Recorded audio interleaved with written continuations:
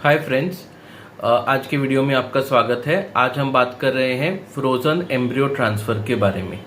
तो सबसे पहले मैं आज के वीडियो में एक बात जो टॉपिक्स कवर करूंगा, सबसे पहले होगा फ्रोजन एम्ब्रियो ट्रांसफ़र क्या होता है, इसे क्यों किया जाता है, इसको करने के लिए क्राइटेरिया यानी कि एम्ब्रियोज को फ्रीज करने के लिए क्यों हम रेकमेंड करते हैं आपको, इसमें क्या क्या मेडिसिन इस्तेमाल होते हैं, इसके बारे में भी मैं डिटेल में बात करूंगा और इसका कॉस्ट कितना रहेगा इसके बारे में भी मैं जानकारी दूंगा। तो आइए आज के वीडियो की हम शुरुआत करते हैं। फ्रोजन एम्ब्रियो ट्रांसफ़र यानी कि जैसे आप वर्ड में ही है, फ्रोजन यानी कि ठंडा किया हुआ, आइस में बनाया हुआ, एम्ब्रियो यानी कि टेस्ट ट्यूब बेबी, और ट्रांसफ़र यानी कि आपका जो बेबी है मशीन से आपके यूट्रस में ट्रांसफ़र होगा। ये बहुत सरल सा, सिंपल सा मैं डेफिनेशन आपको बता रहा हूँ ताकि आप बहुत सरलता से इसके फंडा को समझें। सबसे इम्पॉर्टेंट चीज़ है कि फ्रोजन एम्ब्रियो ट्रांसफ़र क्यों करते हैं। कई कबार जब हम आईवीएफ करते हैं तब हमें पता चलता है कि ये जो पेशेंट है वो फ्रेश एम्ब्रियो ट्रांसफ़र के लायक नहीं है, या फ्रेश अगर एम्ब्रियो उनके अंदर डाला तो उनमें जो रिजल्ट आएगा वो उतना अच्छा नहीं आएगा। ऐसे केसेस में हम पेशेंट को रेकमेंड करते हैं कि आप एम्ब्रियो को फ्रीज करें और 1-2 महीनों के बाद एक रेडी यूट्रस यानी कि जब उनका यूट्रस एकदम रेडी होगा तब उसके अंदर उसे ट्रांसफ़र करें। ऐसे हम उन केसेस में रेकमेंड करते हैं, जैसे कि सोचो आपने आईवीएफ किया, आईवीएफ के दौरान जब अंडे आपके निकाले जाते हैं तब अगर हमें पता चला कि आपका प्रोजेस्टेरॉन वैल्यू हद से ज़्यादा है, तो स्टडीज़ के अनुसार ये पता किया गया है कि अगर progesterone value embryo egg retrieval के दौरान अगर हाई हो गया तो उनके जो रिजल्ट्स आते हैं फ्रेश एम्ब्रियो ट्रांसफ़र के वो बहुत कम रहते हैं। ऐसे केसेस में हम रेकमेंड करते हैं कि आप एम्ब्रियोज को फ्रीज करें। थोड़े केसेस जैसे कि पॉलिसिस्टिक ओवरीज के जो केसेस हैं उनमें फ्रेश एम्ब्रियो ट्रांसफ़र करना थोड़ा बहुत डेंजरस और लाइफ थ्रेटनिंग भी हो सकता है। ये उन केसेस में है जहां पे आप स्ट्रॉन्ग पॉलिसिस्टिक ओवरीज के साथ डील करते हो। ऐसे केसेस में हम हमेशा देखते हैं कि आपका प्रोजेस्टेरॉन वैल्यू भी हमेशा बहुत हाई जा सकता है। ऐसे भी हो सकता है कि आप ओवेरियन हाइपर स्टिमुलेशन के रिस्क में भी हो। ओवेरियन हाइपरस्टिमुलेशन एक ऐसी बीमारी है जो बस पॉलिसिस्टिक ओवरी के पेशेंट में बहुत कॉमनली फाइंड की जाती है। ऐसे केसेस में जब हम फ्रेश एम्ब्रियो ट्रांसफ़र करते हैं तो पेशेंट के पेट में पानी भर जाना, उनके लंग्स में पानी भर जाना, इलेक्ट्रोलाइट प्रॉब्लम्स होना और पेशेंट को लाइफ थ्रेटनिंग कॉम्प्लिकेशंस होना, ये बहुत कॉमनली पाया जाता है। इसीलिए पॉलिसिस्टिक ओवरी केसेस में नॉर्मली हम ऑलमोस्ट एटलीस्ट हमारे सेंटर में हम 100% of the times frozen embryo transfer के बारे में हम जानकारी देते हैं और पॉलिसिस्टिक ओवरी के केसेस में हम रेकमेंड भी करते हैं कि आप डेफिनेटली फ्रोजन एम्ब्रियो ट्रांसफ़र के बारे में के साथ ही आगे जाओ। थोड़े ऐसे केसेस होते हैं जो थोड़े बहुत एज के वजह से आईवीएफ करते हैं,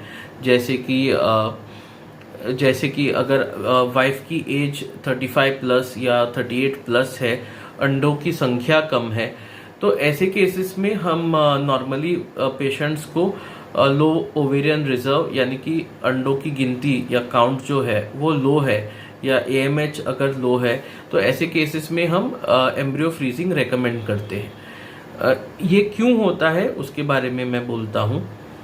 नॉर्मली ऐसे केसेस में हम एम्ब्रियो पूलिंग करते हैं, यानी कि हम 2 या 3 बार उनका एक रिट्रीवल करते हैं, यानी कि अंडे बनाते हैं, अंडों को निकालते हैं, हमारे पास बच्चे बना के उनको स्टोर करते हैं और 1, 2 या 3 साइकिल्स के बाद जो भी हाई क्वालिटी एम्ब्रियोज बनते हैं वो जो स्टोर्ड रहते हैं उनको हम एक साथ अनफ्रीज करते हैं और एक साथ उनको ट्रांसफ़र करते हैं। स्टडीज़ किए गए हैं जिसमें ये पाया गया है कि ओल्डर लेडीज़ में जब एम्ब्रियो पूलिंग वगैरह करते हैं तो उनका रिजल्ट थोड़ा अच्छा आता है। ऑल्सो थोड़े जो हमारे लो ओवेरियन रिजर्व के केसेस हैं जिसमें हम ल्यूटियल फेस स्टिम्युलेशन नाम का ट्रीटमेंट करते हैं। ये एक टाइप का आईवीएफ है जिसको हम नॉन फिजियोलॉजिकल या ल्यूटियल फेस स्टिम्युलेशन कहते हैं। इन केसेस में हम आईवीएफ में फ्रेश एम्ब्रियो ट्रांसफर नहीं कर सकते हैं, अलाउड ही नहीं है, और ऐसे केसेस में एम्ब्रियो फ्रीजिंग करना एक ही ऑप्शन रहता है हमारे पास। तो इन केसेस में भी फ्रोजन एम्ब्रियो ट्रांसफर का रिक्वायरमेंट होता है। दूसरी चीजें हैं कि लॉजिस्टिकल यानी कि सोचो कि पेशेंट का हस्बैंड बहुत दूर रहता है और वो यहाँ पे बस 2 या 3 महीनों के लिए ही आया है, और पेशेंट को चाहिए कि हम मैक्सिमम से मैक्सिमम बच्चे बना के स्टोर करके रखें, और हस्बैंड जब वापस काम को लौटते हैं, अपने फॉरेन कंट्री में जाते हैं, तब उनका एम्ब्रियो ट्रांसफर हो।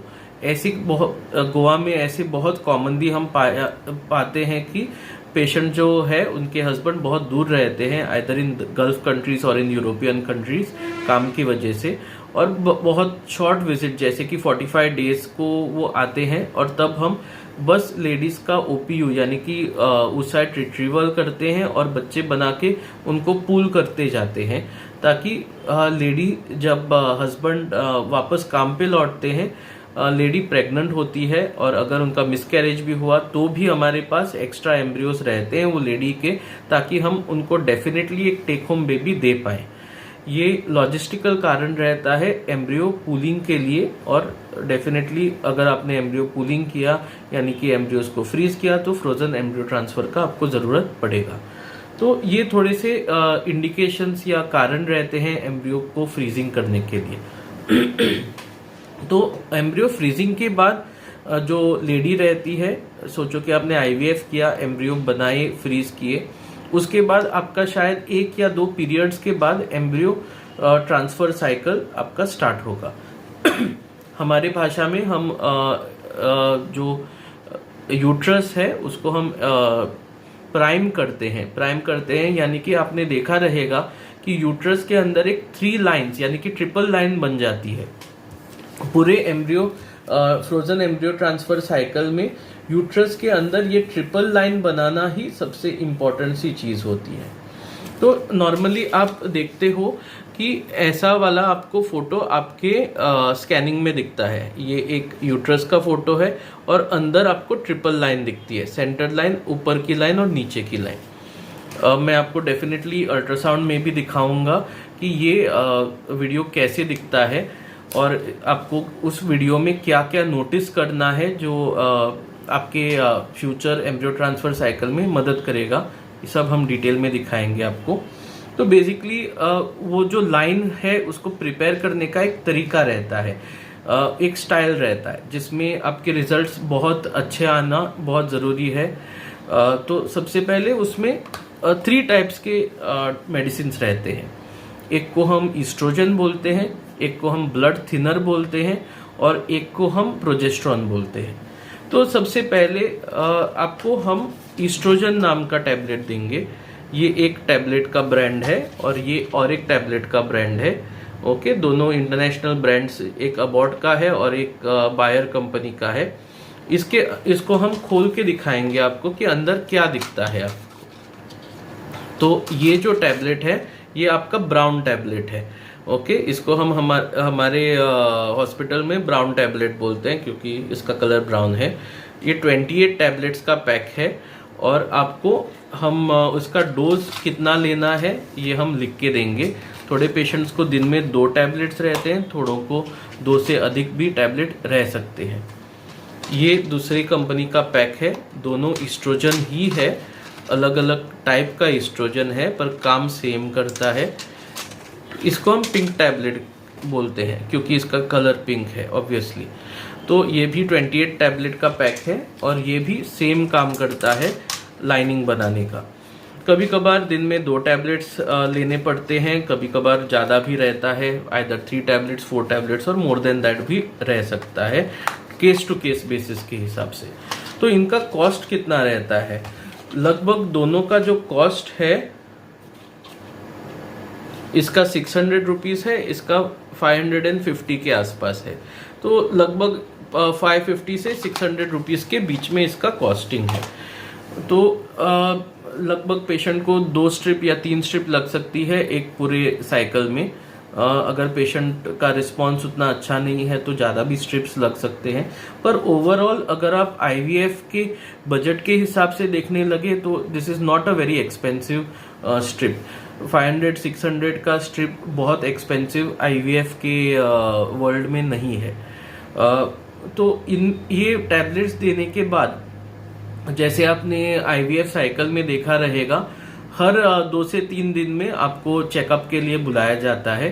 नॉर्मली ईस्ट्रोजन टैबलेट्स के साथ हम नॉर्मली पेशेंट को 5-6 दिन में एक बार चेकअप के लिए बुलाते हैं और उनका लाइनिंग बनाते हैं। शायद एक करीबन 2 वीक्स के बाद रफली ऑलमोस्ट 14 डेज के आसपास आप पाएंगे कि ये ट्रिपल लाइन बहुत अच्छी तरीके से बन गया है।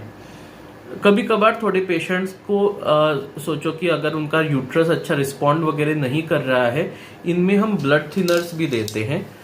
तो एक ये ब्लड थिनर है जिसका नाम इकोस्प्रिन या एस्पिरिन टैबलेट है। हर रात को एक टैबलेट ये देते हैं जिससे आपका ब्लड थोड़ा थिन होता है और आपका सर्कुलेशन टू द यूट्रस बढ़ जाता है।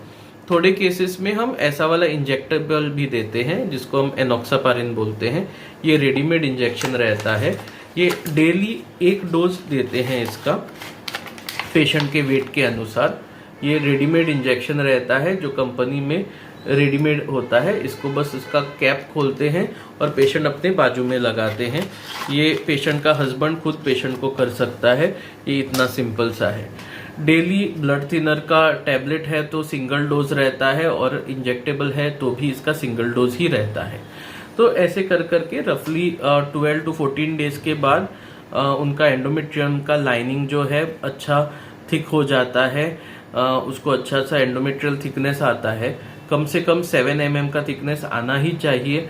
और जो एंडोमेट्रियम का लुक है, वो जो अल्ट्रासाउंड का इमेज है, वो बहुत अच्छा ब्यूटीफुल आना चाहिए।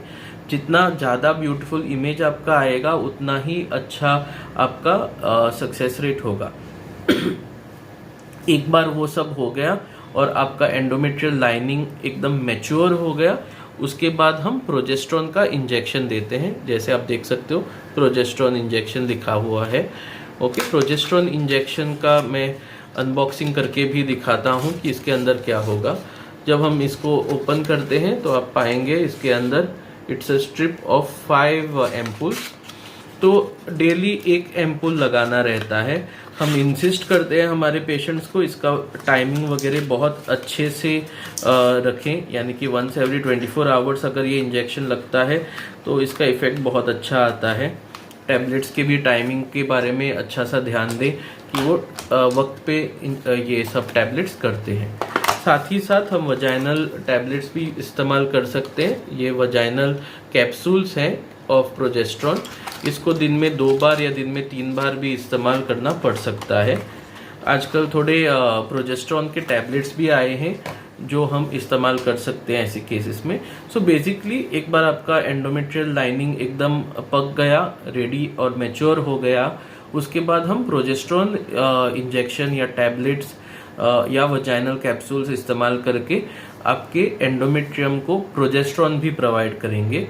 ऐसा करने के या तो 3 दिन बाद या 4 दिन बाद या 6ठे दिन पे आपका बच्चा आपके यूट्रस के लाइनिंग में इंसर्ट किया जाएगा बाय एम्ब्रियो ट्रांसफर। थोड़े केसेस रहते हैं जिनमें पेशेंट का वजाइनल एरिया बहुत पेनफुल रहता है तो एम्ब्रियो ट्रांसफर हम अंडर एनेस्थीसिया भी कर सकते हैं। पर 90% केसेस को एनेस्थीसिया की कोई ज़रूरत नहीं रहती है। Patient feels as if IUI treatment में कैसे जो इंस्ट्रूमेंट्स यूज़ होते हैं ये बिल्कुल सेम होता है। सेम इंस्ट्रूमेंट्स यूज़ करते हैं। इनफैक्ट आईयूआई में हम स्पर्म यूट्रस के लाइनिंग के अंदर डालते हैं, वेरेज आईवीएफ यानी कि एम्ब्रियो ट्रांसफर के दौरान हम लाइव बेबी यानी कि जिंदा बच्चा, जिंदा टेस्ट ट्यूब बेबी आपके लाइनिंग के सेंटर में हम इंजेक्ट करते हैं। ऐसे करके आपका फ्रेश एम्ब्रियो ट्रांसफ़र का साइकिल रहता है। अभी आप आपके वीडियो पे ये भी देख पाएंगे कि जब हम ट्रांसवर्जाइनल अल्ट्रासाउंड जो करते हैं, ये जिसको हम लाइनिंग देखने के लिए इस्तेमाल करते हैं, वो कैसे होगा वो आपके स्क्रीन पे मैं एक्सप्लेन करते जाऊंगा। तो आज के स्कैन में मैं बस आपको दिखा रहा हूँ कि फ्रोज़न एम्ब्रियो ट्रांसफ़र का केस कैसे रहता है। बहुत ज़रूरी है कि आपको 3 लाइन दिखे। ये सेंटर लाइन है, ये ऊपर का लाइन है, ये नीचे का लाइन है, कि ये पूरा आपका यूट्रस है। साथ ही साथ जब भी हम देखेंगे कि ब्लड फ्लो ऐसा आना चाहिए, बहुत स्ट्रॉन्ग ब्लड फ्लो आना चाहिए। इसका मतलब है कि ये पेशेंट प्रेग्नेंट होने का चांस बहुत ज़्यादा रखती है और ऐसे केसेस में सक्सेस बहुत अच्छे से आता है। अगर यूट्रस के अंदर कोई भी गांठें हैं जैसे कि फाइब्रॉइड वगैरह, तो डेफिनेटली आपके चांसेस गिर जाएंगे। ओके, अगर आप स्ट्रॉन्ग यूट्रस लेके आते हो और इतने अच्छे से 3 लाइन बनाते हो तो बच्चा होने का चांस आपके अंदर वेरी वेरी हाई रहता है। ऐसे केसेस में एम्ब्रियो ट्रांसफ़र के बाद करीबन 40 to 50% इम्प्लांटेशन रेट यानी कि प्रेगनेंसी बैठने का चांस रहता है।